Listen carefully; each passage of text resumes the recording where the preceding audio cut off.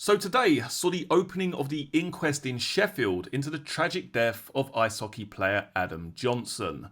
Firstly, I'll discuss what the coroner said during today's hearing, and then I'll take you through what the inquest process actually involves.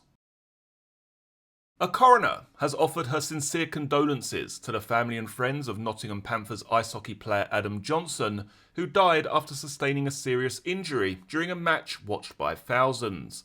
The 29-year-old American was playing for the Panthers against Sheffield Steelers on Saturday when he was hit in the throat by an opponent's skate, causing a fatal injury.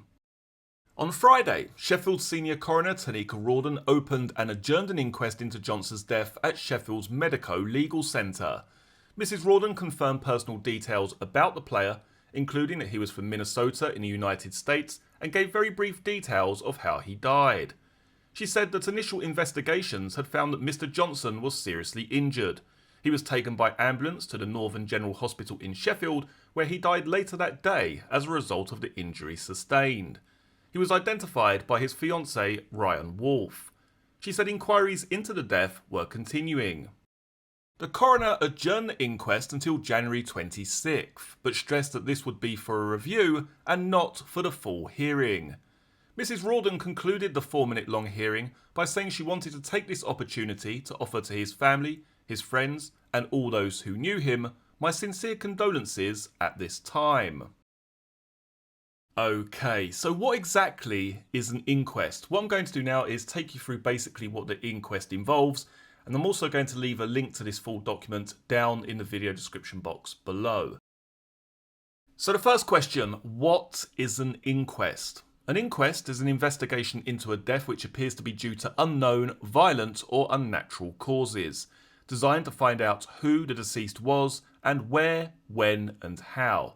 So basically, the coroner determines who the deceased person was, where they died, when they died and how they died. So now let's take a look at the inquest process step by step. First of all, you have the reportable death which occurs and it's referred to the coroner. The coroner considers information and decides as to whether an inquest is required. The coroner can either request more information and opens a preliminary investigation, or decides there and then that an inquest is required. The inquest is opened and adjourned for further investigations. So clearly that's what's happening here with the police investigation currently ongoing. Number 3. If the investigation or inquest is opened, usually a post-mortem examination, also called an autopsy, is performed to establish the probable medical cause of death. Number 4. If the post-mortem shows an inquest is not necessary after all, the family are informed and the process concludes. For example, if the post-mortem determines the person died of natural causes. Number 5. If an inquest is necessary, the coroner reviews and decides 1. If a referral to police CPS is needed for possible criminal prosecution. 2. If no criminal issues, fixes timetable and calls for evidence. 3. If needed, arranges a pre-inquest review. All interested persons, including family, are invited to discuss relevant issues, review evidence, identify witnesses required and to fix a timetable. Number 6. When investigations are complete, the inquest date is fixed, witnesses notified to attend to give evidence and answer questions. 7. Inquest hearing in public, coroner gives conclusion. And 8. The coroner will complete the necessary paperwork and the death can then be registered. Now as we move down here, they also have a section which is criminal prosecution. If there is a criminal prosecution about the death, this takes precedence over the coroner's inquest, which is put on hold in the meantime. If there is a criminal conviction, often the inquest is completed without a formal hearing, with the conclusion given as unlawful killing.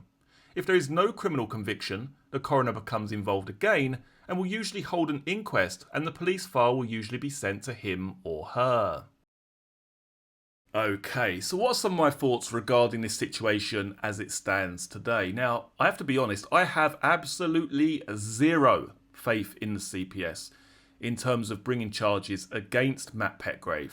I made a video a couple of days ago regarding my thoughts and how I believe there was an intent of contact from Matt Petgrave using his legs against Adam Johnson, and that's my own opinion. There's plenty of people that disagree with me, plenty of people that say this was just an accident. But there's also a wealth of people that also agree with what I've said. I simply believe this was a dirty play that went terribly, terribly wrong, and actually someone needs to be held accountable for that. But sadly, I don't think we're ever going to see it. I really don't. What has surprised me quite a bit is that they've opened this inquest so early. Like usually with deaths and this sort of stuff, it takes a while before they even open the inquest. And my concern is that they're going to open it, they're going to sweep this under the rug as quickly as possible, and then they're just going to move on. What I would say is imagine if this happened in America. Imagine if this happened in the NHL. If this hit had happened in the NHL, the National Hockey League, this guy would be in prison. I'm sure that this guy would be in prison. I genuinely believe that. I genuinely believe that there would be charges against Matt Petgrave if this had happened in America. Yet in this country, there is some kind of police investigation taking place. I mean, I hope they have some kind of hockey experts that can give them some insight into what took place, rather than just listening to this individual's teammates and other people and, you know, kind of just sweeping this under the rug. Oh, you know, it was an accident, this, that and the other. In my opinion, absolutely not. I mean, accidental in terms of he didn't mean to kill him. Yeah, of course he didn't mean to kill him. But in my mind, the play was incredibly reckless, as I discussed in great detail in that previous video. I mean, if you haven't seen that video, my thoughts on this situation are the following. That Matt Petgrave was skating back into the defensive zone. He took a wrong line, and rather than just admitting defeat and taking the L, he decides to cut across and trip Adam Johnson. His leg then goes up and sadly ends the life of this poor individual. Now, who is responsible for that?